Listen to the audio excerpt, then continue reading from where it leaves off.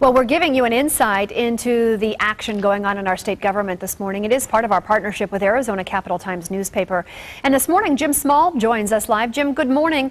Let's talk a little bit about the redistricting that's happening right now. The Arizona Redistricting Committee meeting last week, as a lot of people know, the chair, Colleen Mathis, removed in a special session. Today, we're going to find out about the process to replace her. Bring people up to date on why she was replaced and what will happen today. Yeah, last week legislators and the governor removed her, essentially saying that she violated state open meeting laws and that she kind of spearheaded an effort as the chairwoman of the Independent Redistricting Commission to draw draft maps that they said didn't meet the constitutional requirements. So they deemed that as being substantial neglect of duty and gross misconduct, which is what the Constitution requires in order to remove a member of the commission. So what will happen today now? Today, the Commission on Appellate Court Appointments is going to meet and talk about the process for how they should move forward to replace Mrs. Mathis.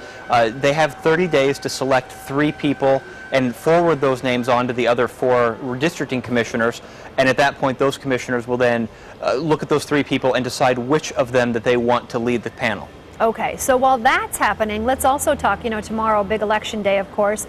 Let's talk about Russell Pierce and the recall election that's happening. Some people in Mesa upset about these robocalls that are coming through Mesa right now, asking people not to vote in that election, but to boycott it.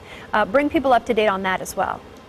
Yeah, basically the Jerry Lewis campaign, the Challengers campaign, sent out a press release over the weekend and said, hey, these folks who Russell Pierce's backers are once again, kind of doing these underhanded tactics. They're calling voters, they're calling primarily Democratic and Latino voters and saying, hey, there's, both of these people are Republicans, they don't represent you, you shouldn't go out and vote.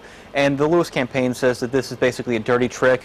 The latest in a series, they say that Pierce and his supporters have played on voters in the district. All right. Well, Jim, we thank you for bringing us up to speed on both of those and making them really easy to understand. A lot going on in politics, and it is an exciting time. If you would like to read Jim's blog, it's always on abc15.com. You can click on that top story section, and you'll see it right there.